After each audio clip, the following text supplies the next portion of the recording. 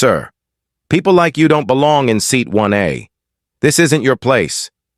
The words cut across the first-class cabin like a blade, spoken not in a whisper but loud enough for every nearby passenger to hear, loud enough to freeze Jameson right mid-step as the lead flight attendant Sarah Mitchell tore the boarding pass in two pieces and dropped them into the trash bag beside her. And that moment of humiliation is where our story begins. Before we go deeper into what happened on that plane, comment where you're watching from. Subscribe and hit like so you never miss these powerful stories. Now let us return to the cabin of Sky Vista Flight 319, Atlanta to Seattle, August 15th, where a man who owned 30% of the airline was being treated as if he were an intruder. Jameson, dressed in a plain hoodie and jeans, carried nothing but a small black roller bag. He chose that look deliberately. No tailored suit, no expensive watch, no outward sign of wealth, because he had come here with a mission: to test the very airline he helped build and to see for himself if the complaints whispered by loyal passengers about discrimination were true. And as he handed over the boarding pass for seat 1A, he expected the usual scan, the polite nod, the quiet step toward his window seat. But instead, Sarah blocked his way, lips pressed thin, eyes scanning him up and down as if appearance alone told her more than the printed ticket ever could. She looked again at the slip of paper, shook her head, and said the words that would echo across millions of screens within hours. "Not valid. Not today. You need to step aside."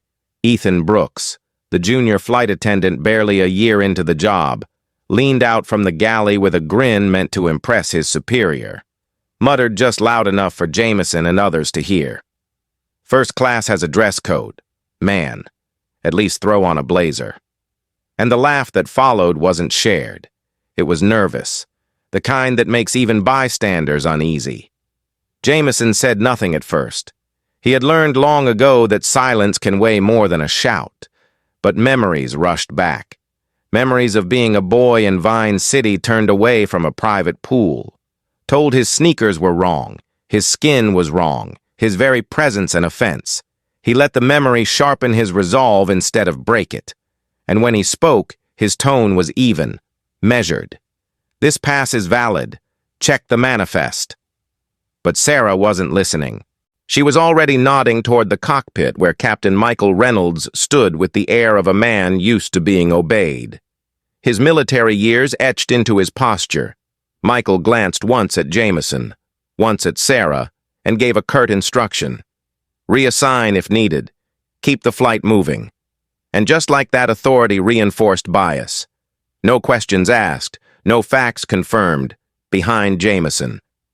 The boarding line backed up, passengers shifting, some pulling out phones, though most still hesitated. But in row 3, a young trainee named Ava Thompson felt her pulse race, because she had seen Sarah do this before, not to someone in a suit, not to someone with a platinum card dangling from a lanyard, but to those who walked in with less polish, less armor. And she knew in her gut this wasn't about protocol. This was about perception. Ava had grown up hearing her grandmother's stories of marching for fairness. She carried those stories quietly, and now she felt them stirring. But training tells you to observe, not intervene. So she pressed her phone against her thigh and tapped record without moving a muscle. In row 5, Sophie Ellis, a schoolteacher from Portland, gave a sharp look to her husband Ryan Carter, a journalist with instincts for injustice, and whispered. That pass looked fine. They didn't even scan it. And Ryan nodded, fingers already opening the X app on his phone. Meanwhile, Claire and David Thornton, tech entrepreneurs from Seattle, stepped into the cabin with polished luggage and practiced smiles. They were told at the gate that seat 1A would be accommodated, and they expected it without question. So when Sarah waved them forward, they took their place as if nothing unusual had occurred. Murmuring about bag space and champagne service while Jameson still stood in the aisle, Lila Harper, the security officer assigned to the gate, arrived at Sarah's call. wearing the weary expression of someone who works 2 jobs and raises a daughter alone, someone who knows the difference between trouble and theater. And what she saw looked more like theater. Yet protocol is a current that sweeps even the reluctant. So she asked Jameson for ID, checked the name, hesitated, but said nothing. Jameson met her gaze with calm steel, not pleading, not defiant, just certain, and repeated, "My seat is 1A. Check your manifest." But no one moved to check. Instead, Sarah tightened her voice. "Officer, remove him. We can't have disruptions before takeoff." And the words "remove him" spread through the cabin like a chill, passengers shifting, some frowning, some looking away. Ethan chuckled again, but softer now, the smile cracking. Because somewhere beneath the layers of obedience and ambition, he felt the wrongness of it. Ava's phone caught every second.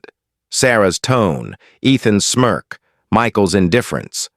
And though she feared for her job, she knew fear meant nothing if truth stayed hidden. Jameson stayed rooted, a tall figure in worn clothes, exhaling slow, ready to absorb every insult until the time came to reveal who he was, ready to turn humiliation into the spark that would burn through the facade of Sky Vista's reputation. This was not just about one seat. It was about a system that judged worth by appearances and status. A system he now had the power to expose from the inside. The air in the cabin grew heavy. The kind of heavy where every word spoken seemed louder than it was, and every silence seemed like consent. And as the engines hummed faintly outside, the passengers inside realized they were no longer just travelers. They were witnesses, and soon, they would become the jury. The moment Sarah's fingers ripped Jameson Wright's boarding pass, the cabin seemed to tighten, air pulling thin, every sound louder, every silence heavier, and what followed was not a quiet correction, but a public spectacle. Sarah held up the torn paper like a badge of authority and announced to the nearby rows, "This ticket is fake. Sir, you need to move before I call security." Her voice sharp, her posture daring him to argue. Jameson did not flinch, his eyes steady, his breath even. He simply replied, "The manifest will confirm my seat. I am not moving."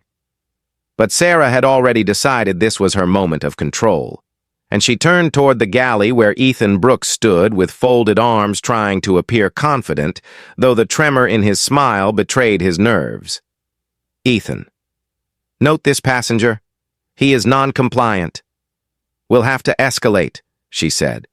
And Ethan nodded with the obedience of a man who feared losing his place more than he feared losing his integrity. Behind them, Ava Thompson, the trainee flight attendant, pressed record on her phone once more, her hands steady despite the pounding in her chest, because she knew this was no longer a misunderstanding. This was bias unfolding in real time. And if she stayed silent, she would become part of it. Lila Harper, the gate security officer, stepped fully into the aisle now, one hand resting on her belt, her tone clipped and official. "Sir, you need to step off this aircraft. Refusal will result in removal." And though her words carried the weight of protocol, her eyes flickered with hesitation, a mother's instinct recognizing dignity when she saw it. And for a second she almost softened, almost said what she really thought. But years of survival told her not to break rank. Jameson held out his driver's license, calm as stone, and said, "Verify my name against the passenger list. Seat 1A belongs to me." Yet no one reached for the manifest. No one checked the system. Instead, Sarah shook her head as if the very idea insulted her. And she leaned closer, voice dropping into contempt. "You can stop pretending. Men like you try this all the time. The front is reserved for real customers." Words meant to humiliate. Words that landed like stones across the silence. Claire and David Thornton, now settled comfortably into the seat meant for him, shifted uneasily but said nothing, their silence a shield for their privilege. Sophie Ellis and Ryan Carter, however, exchanged a look. And in that unspoken agreement, Sophie lifted her phone high enough to capture Sarah's face, while Ryan typed furiously into X, his caption short, sharp, and damning. Passenger with valid ticket denied seat for his appearance. Crew mocks him. Hashtag Sky Vista Scandal. And within minutes, the video found traction. Notifications buzzing on devices even before the plane pushed from the gate. Other passengers, emboldened, began recording too. And what had started as one man's humiliation became a cabin-wide testimony. Ethan tried to brush it off with nervous humor, whispering to Sarah, "People film everything these days. Let's just swap the seat and move on." But Sarah, blinded by her need to assert authority, waved him silent and called out for Lila again. "Officer, escort him now. This disruption cannot continue." And her words dripped with the arrogance of someone certain the crowd would side with her.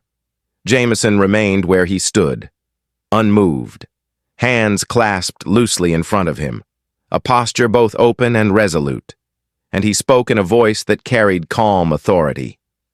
"I am not disrupting. I am asserting my right to the seat I purchased.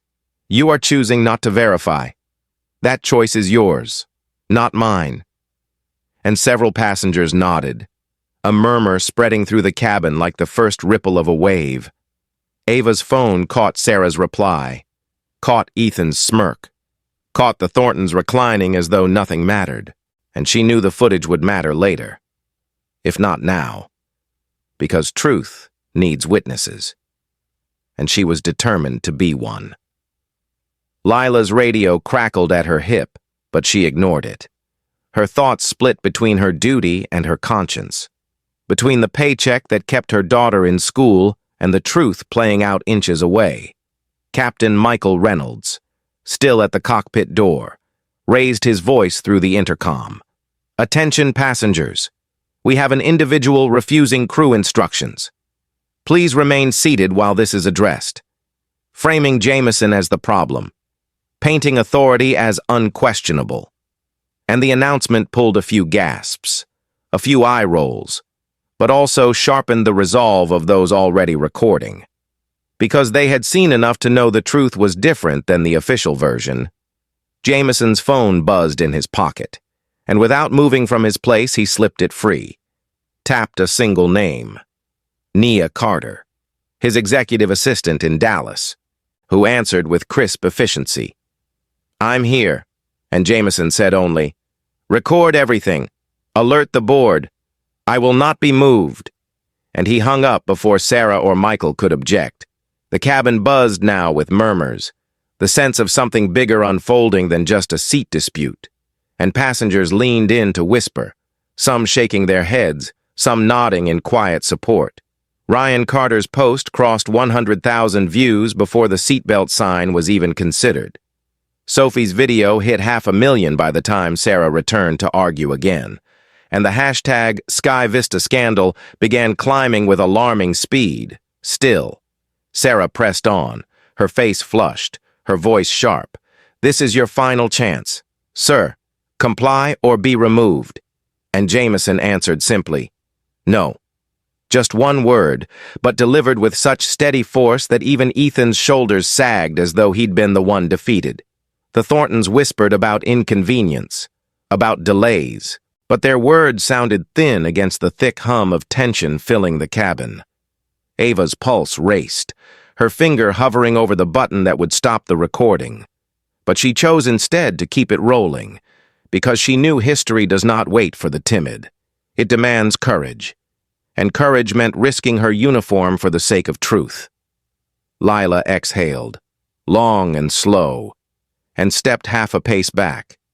Not enough to defy orders, not enough to act as ally, but enough to mark the turning of her conscience, a shift that passengers noticed even if Sarah did not.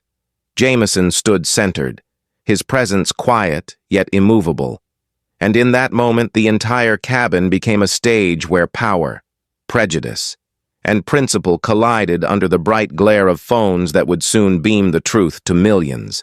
The confrontation was no longer private. It was public, and with every second that passed, with every post and every view, the balance of power began to tilt, not toward the uniform or the title, but toward the man who refused to be erased. The cabin was no longer quiet. Whispers rippled like static as passengers exchanged glances, their phones glowing, cameras fixed on the man in the hoodie who refused to be erased.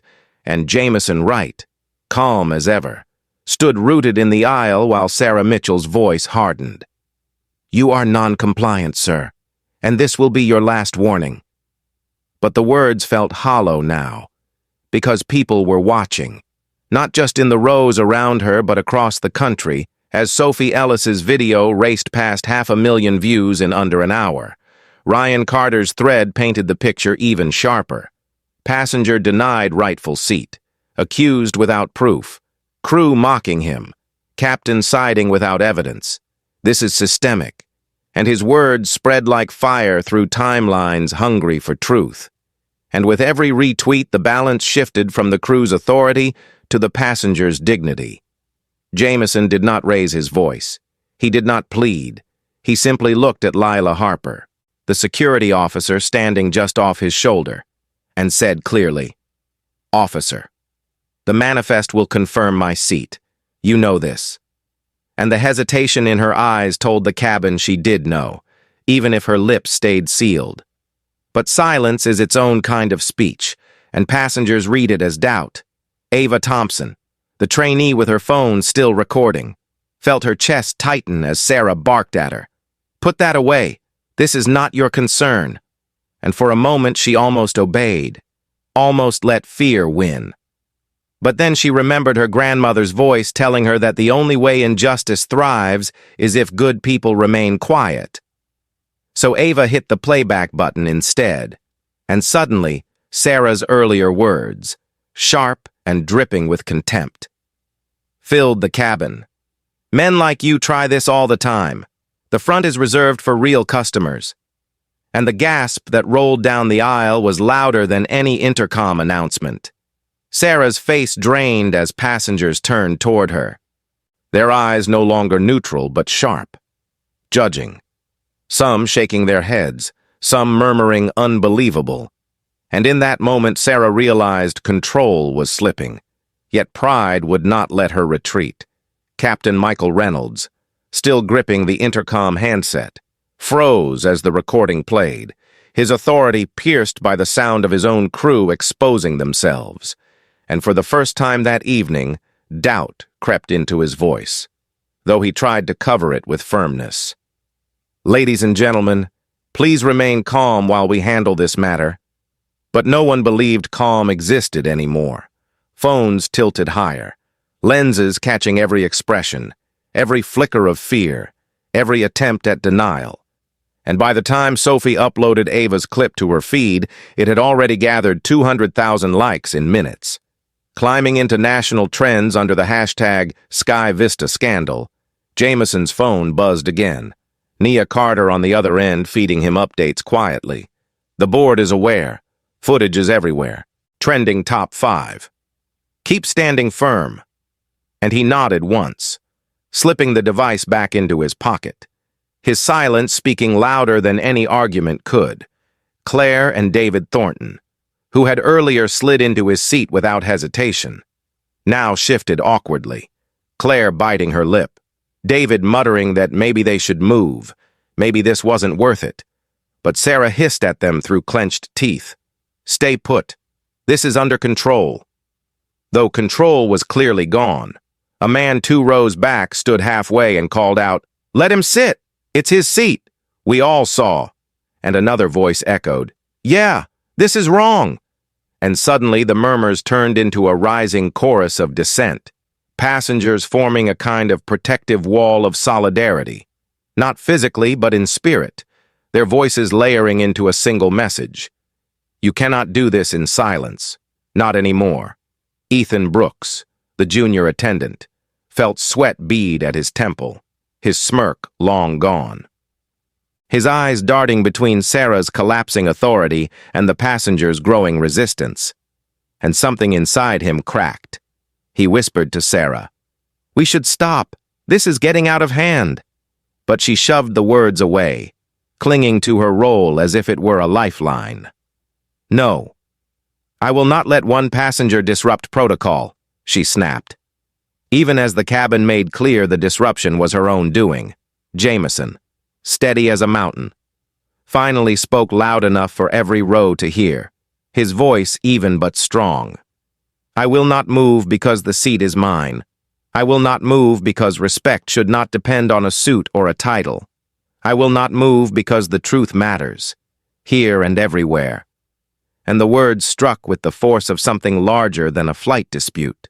They sounded like a statement for everyone who had ever been told they did not belong. Sophie lowered her phone for just a second, tears pricking her eyes, whispering to Ryan, "This is history," and Ryan only nodded, too busy watching the numbers climb on his screen, too busy realizing the world outside was already taking sides. Lila Harper exhaled, her hands tightening around her belt, and though she said nothing, she did not step forward again. She chose instead to hold her place, to neither advance nor retreat, but the lack of action itself felt like a stand, small but real. The first crack in the wall of blind obedience. Sarah barked once more, "Officer, remove him now!" But Lila stayed frozen, her silence louder than compliance, and that silence was all the passengers needed to see that the tide had turned. Captain Reynolds retreated to the cockpit, muttering about contacting ground control, but the truth was already out of his hands. It was out of everyone's hands. Flying faster than the aircraft ever could, the confrontation had become a spectacle. The cabin transformed into a courtroom with passengers as jurors, phones as witnesses, and social media as the gallery. And in that courtroom, Jameson Wright was no longer just a passenger. He was the symbol of something much larger.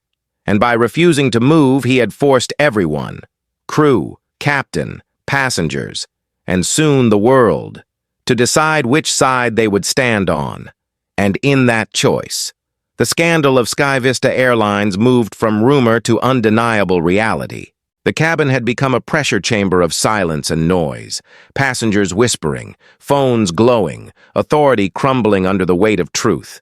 And Sarah Mitchell, her voice now shrill with desperation, barked one last time, "Officer, take him off this plane, now!" But Lila Harper stayed frozen, her hands tight on her belt, her eyes locked on the man she knew was no ordinary passenger. And in that moment, Jameson Wright straightened, pulled himself to his full height, and spoke with a calm that cut through the chaos.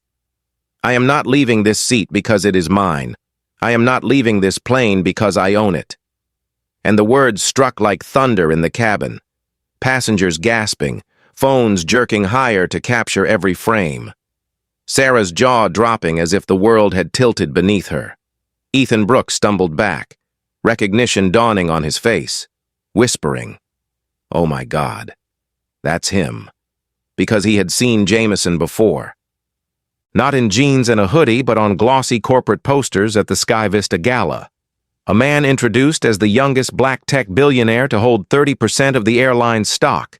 Passengers erupted in murmurs. "He owns the airline.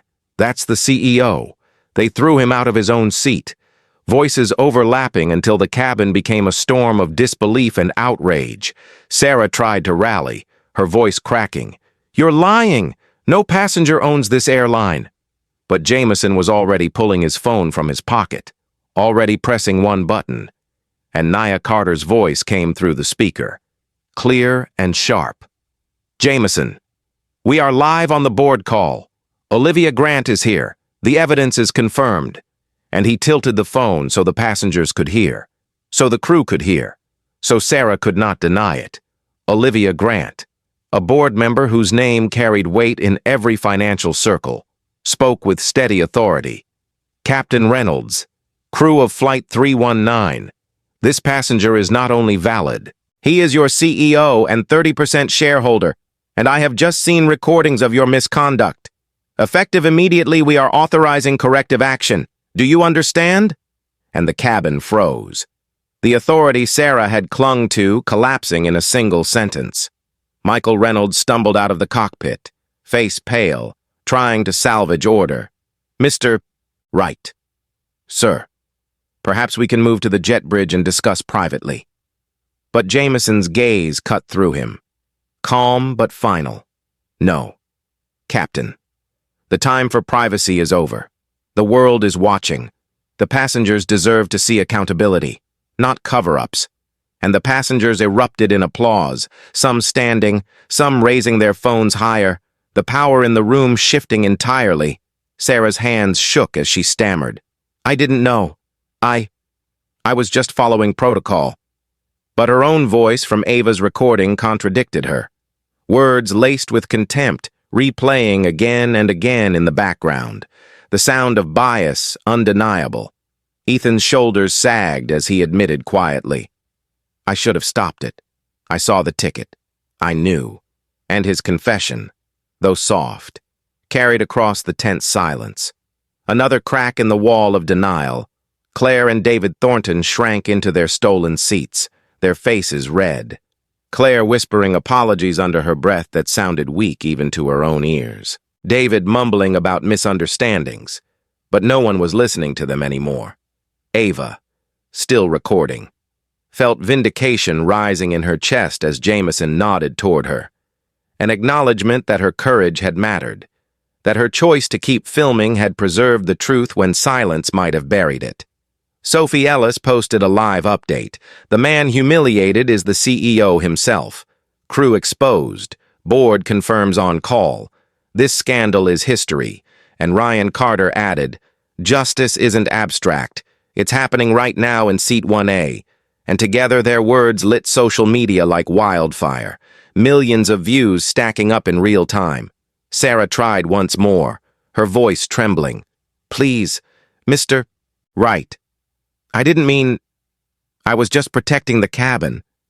But Jameson shook his head slowly. Not in anger, but in a kind of weary disappointment. You were protecting a lie. Sarah, protecting your pride. And in doing so, you tried to strip a man of his dignity because you assumed he didn't belong. And the truth of it left her speechless, her eyes darting around for escape. Captain Reynolds muttered something about maintaining order, but his voice faltered, his authority dissolved. Because everyone knew the order had already been restored by the man they had tried to cast out. Ethan covered his face with his hands, regret breaking through his mask of obedience, whispering to himself, I followed the wrong lead. I lost myself. And though passengers sympathized with his honesty, the damage was already done. Naya's voice rang again through the phone. Jameson, the board will issue a public statement within the hour. Sarah Mitchell, Ethan Brooks, and Captain Michael Reynolds are hereby suspended pending termination review. Do you wish to proceed immediately? And Jameson answered without hesitation, his voice carrying to every corner of the cabin. Yes. Proceed now. Let accountability begin where injustice was born, and the cheer that followed was loud, raw, a release of tension and anger and hope all at once. Sarah collapsed into the nearest jump seat, face buried in her hands. Ethan wiped his eyes with a trembling sleeve. Michael stared at the floor as though the earth had opened beneath him, and Lila Harper stepped forward, not to remove Jameson but to stand beside him, her voice clear. For what it's worth. Sir, I knew this didn't feel right, and I will do better. And Jameson placed a hand lightly on her shoulder. Then start now, with truth. And the gesture, small as it was, felt like redemption. Passengers applauded again, voices calling out, That's leadership. That's justice. Their words echoing through the cabin as though the aircraft itself had become a courtroom and a stage for truth. Jameson finally eased into Seat 1A, the seat he had been denied, the seat that had become the symbol of belonging and justice, and he exhaled deeply, looking out the window at Atlanta's fading lights, knowing the battle was not over, but the tide had turned. And in that moment, Everyone in that cabin knew they had witnessed something larger than a flight delay. They had seen the mask ripped off bias, and the revelation that the man humiliated was in fact the leader of the very system now forced to change. And as the applause faded into steady silence, Sarah's tears, Ethan's regret, Michael's shame, Ava's courage, Lila's quiet stand, and Jameson's calm authority all hung in the air, weaving a story no one on Flight 319 would ever forget. The cabin that had once hummed with quiet expectation was now alive with the roar of justice unfolding in real time. And Jameson Wright, seated at last in 1A, became both judge and witness to the consequences of the humiliation he had endured. His calm voice carrying more weight than the intercom ever could as he said, effective immediately, Sarah Mitchell, Ethan Brooks, and Captain Michael Reynolds, your employment with Sky Vista is terminated. Security will escort you when we land. And this is not a discussion. This is a decision. And the shock of hearing those words delivered so directly sent ripples through the cabin. Passengers gasping, some clapping, some murmuring to one another that they had never seen accountability fall so swiftly. Sarah's face crumpled as though the ground had opened beneath her, tears streaming as she whispered, "Please, Mr. Wright, I gave my life to this job. I was only trying to protect order." But Jameson shook his head gently, his voice firm but not cruel. Order built on prejudice is not order. It is abuse, and it ends today. And those words struck like a gavel closing a trial. Ethan Brooks covered his face with both hands, shame overtaking the bravado he had worn earlier, his voice breaking as he muttered, "I just wanted to fit in. I let fear and ambition blind me. I failed you, sir. And I failed every passenger." And though his regret was genuine, the verdict stood, because remorse after harm cannot erase the harm itself. It can only mark the beginning of change. Captain Reynolds attempted a final stand, his voice thin, with respect. "Mr. Wright, you can't just dismiss a captain mid-flight. Protocol doesn't allow it." But Jameson's reply was ice and fire at once. "Protocol did not allow you to brand me a threat without evidence. Yet you did. Protocol did not allow you to ignore the manifest. Yet you did. The authority you misused is the very reason you no longer deserve it." And the passengers erupted into applause, their claps and cheers washing away the remnants of resistance. Lila Harper stood beside him, not as enforcer now, but as ally, her voice steady. "I'll ensure they exit when we land, and I'll take responsibility for my hesitation too." And Jameson met her eyes with measured grace. "Growth begins with honesty. Officer Harper, you will not lose your position, but you will retrain, and you will return stronger." And the relief that crossed her face was palpable, a reminder that accountability could come with the chance for redemption.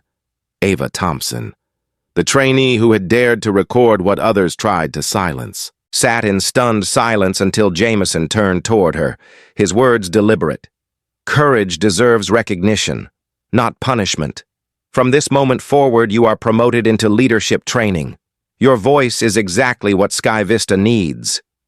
And Ava's eyes filled with tears, not of fear, but of vindication. Her grandmother's stories now alive in her own life, proof that standing for truth could rewrite futures. The passengers cheered louder at that, chanting her name, clapping, telling her she was brave, and Ava held her phone higher, capturing not just the injustice, but the justice that followed. Her recording destined to inspire far beyond the cabin. Sophie Ellis refreshed her feed and gasped as her original video passed 2 million views. And Ryan Carter's thread trended nationwide. Journalists already calling Flight 319 a flying courtroom where power met its reckoning. And the hashtag Sky Vista scandals soared to the top of platforms across the country. Claire and David Thornton, once smug in the stolen seat, now bowed their heads, Claire whispering shakily, "We are so sorry. We didn't think. We should have spoken." And Jameson's reply was short but unflinching. Privilege is not neutral. Silence is complicity. Remember that. And though they nodded, their shame would linger longer than the flight. Sarah sobbed openly now, repeating, "I didn't mean harm. I was protecting the airline." But the irony was unbearable, because in trying to protect her place, she had nearly destroyed the very company she served. And passengers looked on with little sympathy, some shaking their heads, others murmuring that consequences were overdue. Ethan sat slumped in the galley, his confession already circulating online, his name already attached to shame. But in his tears there was at least the hint of a man who might rebuild himself. Michael retreated into silence, his stoic mask shattered, realizing too late that blind loyalty to his crew had cost him his career, and perhaps worse, his honor. Jameson rose once more, turning to the passengers, his voice carrying authority but also humility. What you witnessed here is not a show. It is a mirror of what too many endure when power is unchecked. Today we set an example, not only for this airline but for every institution that forgets dignity comes first. You have my promise as CEO that change begins now, because fairness must never depend on status or wealth, but on respect owed to every person. And the cabin erupted, applause crashing like waves, passengers calling out thank you, some with tears streaming down their cheeks, others raising their phones not just to record, but to join in solidarity. Nia Carter's voice came once more through his phone, crisp and unwavering. "Jameson, the board supports your decision. The statement is drafted. The press is waiting. This moment will define Sky Vista." And Jameson answered quietly, "Then let it define us for truth." And the cabin felt the weight of his words settle into their hearts. The jet bridge outside glowed with the stark white of airport lights as the plane prepared to push back. And the dismissed crew sat hollow and broken, while Ava stood taller. While Lila braced herself for redemption. While passengers leaned into one another, whispering that they would never forget what they had seen. And as Jameson lowered himself back into seat 1A, the seat that had become a symbol of justice, he knew this was more than a personal vindication. It was the reckoning of a system. And though 3 careers had ended, a new standard had just been born, one that would echo far beyond the cabin of Flight 319. The engines hummed steady as Flight 319 finally pushed from the gate. A new crew hurried aboard to replace those escorted away, and the passengers settled into a silence that carried both relief and awe. Because they knew they had been part of something that would ripple far beyond this cabin.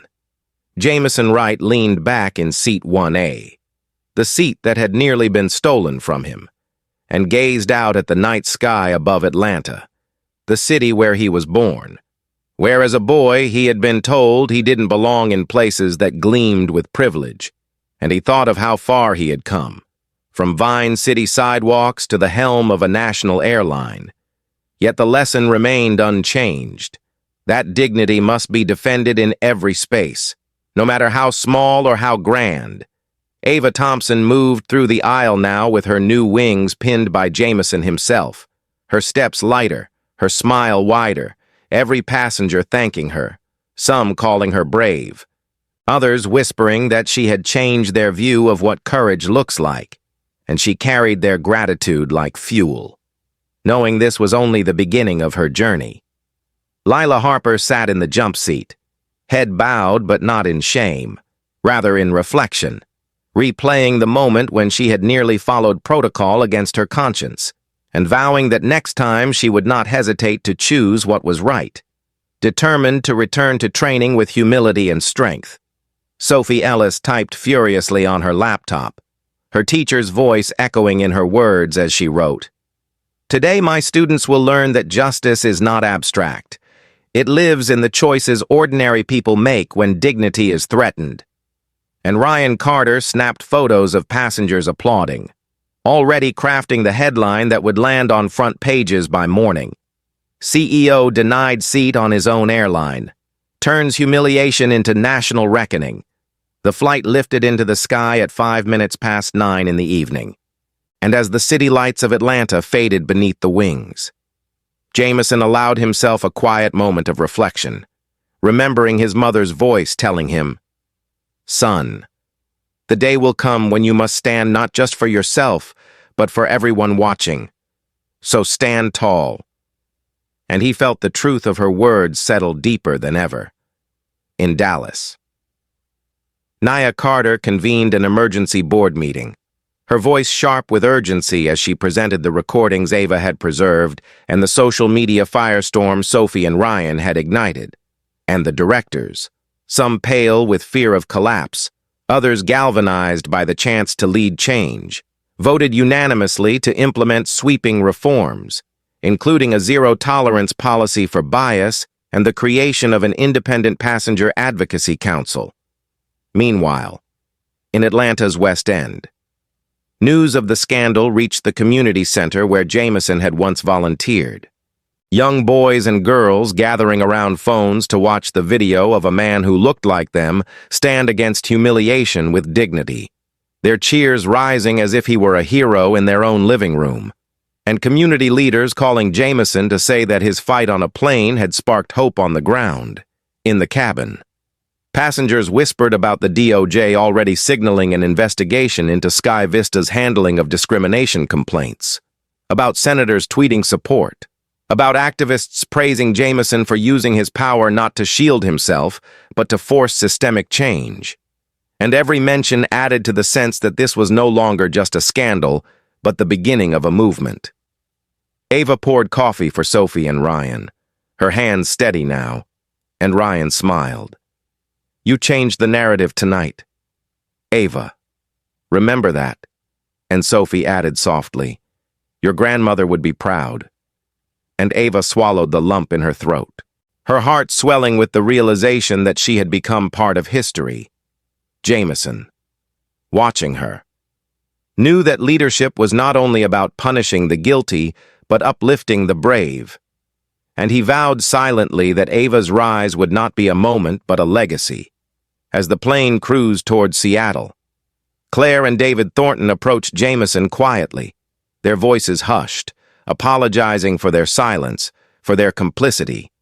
And though Jameson accepted their words, he left them with a reminder. True change is not in words, but in the choices you make the next time you see injustice. And they nodded, humbled. Their privilege laid bare. The passengers eventually drifted into sleep. But their phones kept buzzing with alerts, the scandal growing by the hour, videos surpassing 5 million views before the plane even crossed the Mississippi River, hashtags exploding with calls for reform. And through it all, Jameson sat quietly, not triumphant, but resolute. Because he knew this battle was only the first. That the reckoning begun in this cabin had to be carried into boardrooms, into training manuals, into every gate where power met prejudice, as Seattle's skyline came into view hours later, glimmering like a promise of progress. Jameson whispered to himself that the fight for equity was endless, but tonight they had moved the line forward. And with that thought, he closed his eyes. Seat 1A. No longer just a number on a ticket, but a symbol carved into the conscience of a nation. Months later, the scandal of Flight 319 had become more than a trending story. It had reshaped Sky Vista Airlines and, in many ways, the entire industry. Because Jameson Wright did not allow the moment to fade like yesterday's news. He turned it into a movement. Within weeks, Sky Vista rolled out zero-tolerance bias policies, mandatory equity training for every employee, and a newly created passenger advocacy board made up not of executives, but of everyday travelers. Their voices now part of the company's decision-making. Ava Thompson stood at the front of training sessions in Dallas and Atlanta. Her courage on that night transformed into a career of leadership, guiding new recruits with the same message she had lived. When you see wrong, do not look away. Lila Harper. once hesitant to choose conscience over protocol, completed her retraining and returned as a supervisor, humbled but stronger, telling younger officers that silence had nearly cost her everything, and that growth begins when fear is replaced with truth. Ethan Brooks, though dismissed, sought redemption in a quieter way, writing letters of apology and speaking at local community colleges about the cost of complicity. His words not erasing his mistakes, but serving as a warning to others who might follow the same path. Sarah Mitchell disappeared from the headlines, but became a symbol in policy manuals nationwide of how unchecked ambition can blind and destroy. Her name remembered less for authority and more for the cautionary tale it carried. Captain Reynolds, once rigid in loyalty, resigned quietly, his career ending not with a flight, but with a lesson etched in shame. The Thorntons, chastened by the humiliation of their silence, funded scholarships at Seattle's community colleges under Jameson's guidance, a small step toward repairing the harm of privilege ignored. Nia Carter worked tirelessly behind the scenes, ensuring the reforms were not hollow promises but concrete actions. Her strategy turning Sky Vista into a model of equity that regulators and competitors could not ignore. Sophie Ellis used the events as a teaching tool, showing her students how ordinary people could shift history by refusing to be silent. And Ryan Carter's reporting won awards for truth-telling that held institutions accountable. But perhaps the greatest legacy was not in boardrooms or headlines. It was in Atlanta's West End, where Jameson funded a new scholarship program for underrepresented youth, each award carrying the name Seat 1A.